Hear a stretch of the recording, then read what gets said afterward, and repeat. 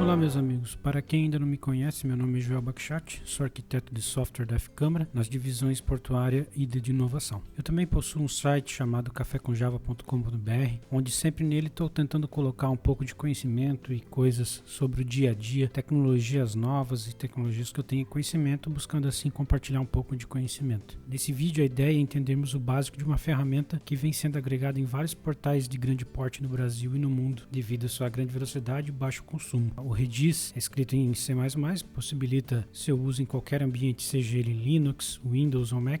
Ambientes Windows, o pessoal da antiga Microsoft OpenTech vem sendo responsável por migrar as últimas versões para o Windows, sendo que para ambientes Windows, a última versão migrada é a 2.5. A versão stable hoje do Redis é a versão 3.05. É difícil tu classificar hoje o que exatamente é o Redis, né? Mas existe uma vertente forte para o uso do Redis como uma ferramenta de cache. Grandes arquitetos brasileiros, como Roberto Marin, que exemplifica em sua palestra no site da InfoKill, por exemplo, como seu pessoal vem usando o Redis com sucesso no portal Viva Real. Apesar de implementado em C, o Redis possui clientes para um grande número de linguagens: ActionScript, Java, JavaScript, Node, Objective-C, Swift, Python, Ruby, Scala, PHP, entre muitas outras, como vocês podem ver aí no próprio site do Redis. O que vamos utilizar hoje é o GDIS, que é uma implementação do mesmo para Java. Como eu já havia comentado, o Redis pode ser implementado tanto no servidor, seja esse servidor Linux, Windows, mas hoje o que a gente vai fazer é implementar esse servidor no Azure. Vocês vão ver como é fácil a gente subir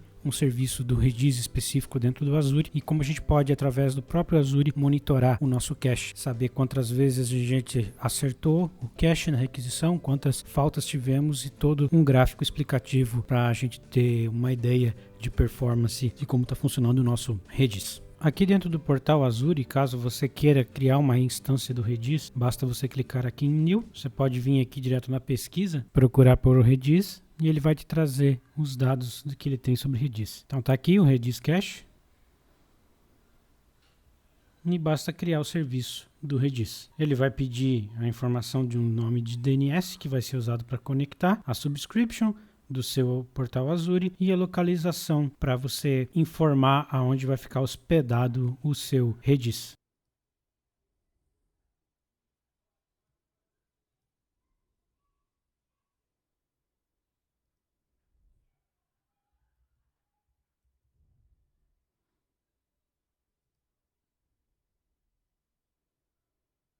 Então ele costuma aqui demorar um pouquinho para criar um serviço aqui do Redis, por isso que eu já deixei uma instância para nós aqui pronta.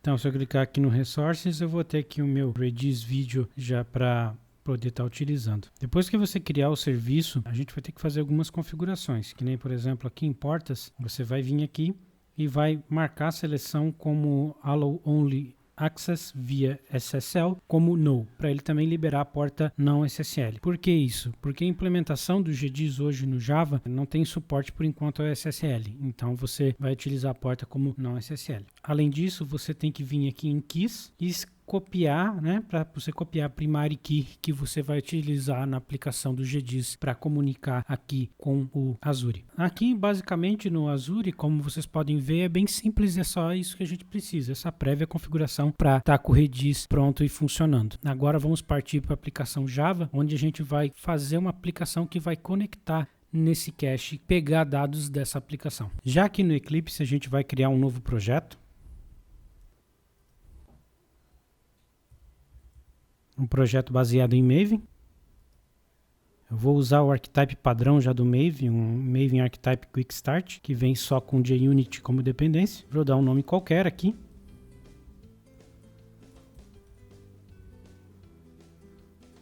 E um finish. Assim que o projeto for criado, o próximo passo é a gente pegar aqui no MVN Repository a declaração do GDIS, né, para a gente estar colocando no nosso projeto. Vale depois vocês procurar um repositório Maven onde já tenha o 3.05 para a gente estar agregando aqui no projeto. Então lá no nosso POM a gente vai colocar a dependência do Maven, né, para o GDIS. E com isso a gente já vai estar podendo utilizar o GDIS na nossa aplicação. A gente vai criar uma classe principal que vai ser a classe onde a gente vai resolver toda a lógica. E esse projeto Quickstart, ele não é um projeto web nem nada, eu só vou criar um método chamado main e vamos aplicar nossa lógica aqui. Então, para a gente fazer uma comunicação com o Redis no Azure, basta essas poucas linhas de código aqui. Então, para vocês verem aqui como é que funciona, na primeira linha a gente declara um Redis Shard Info, onde você vai estar colocando o DNS lá do seu serviço do Azure e a porta para a conexão. No meu caso, vai ser esse DNS aqui.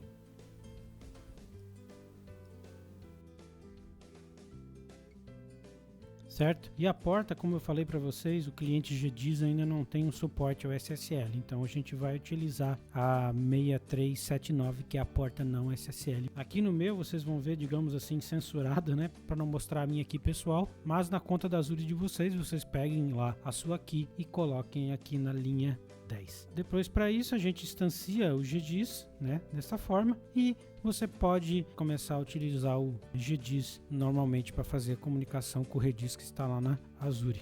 Basicamente, o Redis ele possui dois comandos, né? O set para instanciar algo dentro do cache, né? Modificar um parâmetro, subir um parâmetro dentro do cache, e o get para pegar um determinado parâmetro lá que está no cache, né?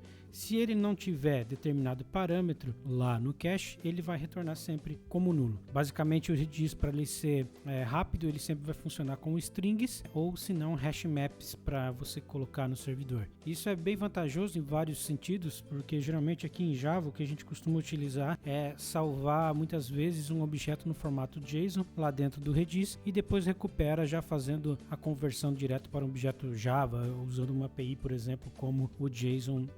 Para aqueles que estão se perguntando como é a performance do Redis, como é que é o consumo de memória, numa das palestras do Roberto Marim, um exemplo que ele faz, por exemplo, é pegar todos os CEPs disponíveis no Brasil inteiro e salvar isso em cache. Ele demonstra que todos os caches do Brasil salvados no banco no formato string do Redis vão somente consumir 168 megas de memória RAM, ou seja, é muita informação para pouco. Ele é muito performático em todos os sentidos, seja velocidade como custo de armazenamento. Então você pode estar usando ele sem nenhum tipo de problema. Se a gente mandar executar aqui agora, ele vai mandar executar lá no nosso Azure e já retornou aqui embaixo para mim o valor que estava lá no cache. Se a gente pegar e não dar um set aqui, por exemplo, e mandar retornar um valor de uma outra variável que não está lá no cache, como eu tenho com vocês, ele vai retornar nulo porque a variável ainda não está lá no cache. No Azure ainda você tem a opção de monitorar como é que está performando o seu Redis, como que está acertando os hits e os misses do seu cache. Quantas requisições foram feitas, quantas opções bateram no seu cache e não foram encontradas, e assim você determinar como é que está questões sobre consumo de memória também, questão sobre o carregamento e o consumo de banda do seu Redis. O meu aqui ele já está habilitado, né? Mas provavelmente se a gente pegar o outro lá que a gente tinha criado no começo do vídeo, que é esse cara aqui, o Redis FCAN, vocês vão notar que aqui embaixo ele vai estar com essa mensagem de não existe monitoramento, assim como provavelmente o de vocês também vai estar, diferente do meu lá que já tem o monitoramento. Para você habilitar um monitoramento dentro do Redis, aqui via o Azure, você tem que ter uma conta de storage e além depois de clicar aqui, você habilitar aqui o status como on. Depois que você habilitar aqui o status como on, você tem que configurar um storage account. Nessa subscrição aqui, como eu coloquei para ela como sul do Brasil, né? Brasil South, aqui eu ainda não tenho uma conta de storage pré-definida. Então, caso você tenha uma conta de storage, é só vincular e aqui ele vai aparecer a opção de vincular aquela conta e basta dar um save. Vai estar tudo configurado para você poder monitorar suas aquisições igual aquele meu exemplo que eu tenho ali antes. Vale salientar também que a conta, a região da conta do storage tem que ser a mesma de onde está o Redis. Ou seja, se o seu Redis está América Central, por exemplo, o seu storage account também vai ter que estar como América Central. Não pode ter uma variação nesse sentido. Se eu vier aqui em New e botar aqui como storage account, tá aqui. Pode ser como clássica. Como eu falei para vocês, a única coisa que a gente tem que lembrar é que esse resource group aqui, Aliás, source group não. O location aqui, ele tem que estar na mesma região do Redis. Como então aquela conta nova que eu criei do Redis estava no sul, na América do Sul, o meu storage account também vai ter que estar na América do Sul. Opa, faltou o nome. E assim ele vai estar criando a minha storage para eu estar vinculando o meu Redis lá no storage account. Mesmo depois que você criar esse vínculo entre o Redis e o teu storage account para ter esse monitoramento do que estava realmente do cache, do que não estava e todos os dados a respeito da sua instância do Redis, até você conseguir visualizar os dados mais ou menos, vai levar em torno de 1 hora. Você pode fazer as requisições normal, sem problema, mas elas só vão começar a ser mostradas realmente nos gráficos do monitoramento a partir de 1 hora.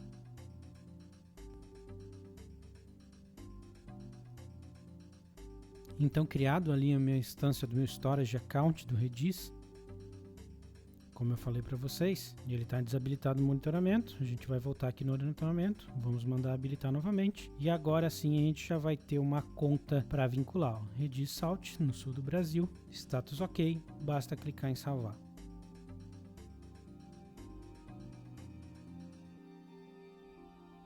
Isso, agora ele já vai mostrar como no data available, né? Como eu falei, ele vai demorar ainda em torno de 1 hora para aparecer esses dados. Fora ainda os comandos básicos do getSet do Redis, tem várias opções que você pode estar configurando para customizar o Redis da melhor forma possível. Uma coisa que provavelmente você vai utilizar bastante do Redis é o expire. Permite você definir politicamente o tempo que um determinado atributo do que está no cache vai expirar. Por exemplo, a nossa variável full, em quanto tempo ela deve expirar. Então a gente tem aqui um string que é aqui, no caso full, e a gente pode dizer em quantos segundos ela deve expirar. O expire é muito útil, por exemplo, se você salvar um contrato dentro do Redis. Como assim um contrato? Um contrato é quando você geralmente coloca um objeto JSON dentro do seu Redis, já envelopado em outro JSON que segue com atributos reais de quando esse cache está expirado ou não. É interessante a gente ter um envelope dentro. Imagine a seguinte situação. Quando você coloca explicitamente aqui dentro do Redis esse expire, independente de qualquer coisa, ele vai expirar no prazo que você colocar. Digamos que o cache realmente já está com o prazo expirado, só que por algum motivo o serviço que esse cache consulta está fora do ar, digamos um serviço do governo ou algo desse tipo. Se ele expirar realmente nesse prazo que a gente delimitou e o serviço estando fora, a gente poderia muito bem ter devolvido o cache e utilizar o cache pelo menos até o serviço ser reestabelecido. Então, o que a gente faz? A gente bota um prazo bem grande, por exemplo, 1 semana, 1 mês, até 1 ano no Redis, para a expiração do cache e controla realmente quando ele está expirado dentro do envelope, porque você vai lá, verifica, ok, se esse cara já está expirado, bato no serviço. O serviço respondeu, ok, então renovo o cache, seto uma nova data de expiração e devolvo os dados reais e atualizo o meu cache. Mas se o serviço estiver fora, mesmo esse cara aqui estando expirado, simplesmente eu devolvo o cache antigo porque o serviço está fora. Então, mais vale muitas vezes eu devolver o cache do que simplesmente devolver um erro para o usuário ou devolver um pointer ou coisa similar. Então, quando você trabalha com essa forma de envelopes, você consegue encapsular dentro do Redis desses objetos de formatos de string, JSON ou mesmo hashes dentro dele, muita lógica do seu negócio, que faz ele se tornar uma forma mais robusta e mais confiante de você realmente ter um cache mais bem controlado, mais bem estruturado. Então é isso, meus amigos. É isso que eu tinha para falar hoje com vocês a respeito do Redis dentro do Azure. Espero que vocês tenham gostado. Como vocês puderam ver, a instalação de uma máquina com Redis dentro do Azure é super simples. Com poucos cliques você já tem uma máquina funcionando especificamente, um serviço, né, do Redis funcionando dentro do Azure, né? E a implementação do Redis é bem simples, é uma das coisas inclusive que faz ele fazer tanto sucesso hoje em dia. Espero que vocês tenham gostado, meus amigos, e até a próxima.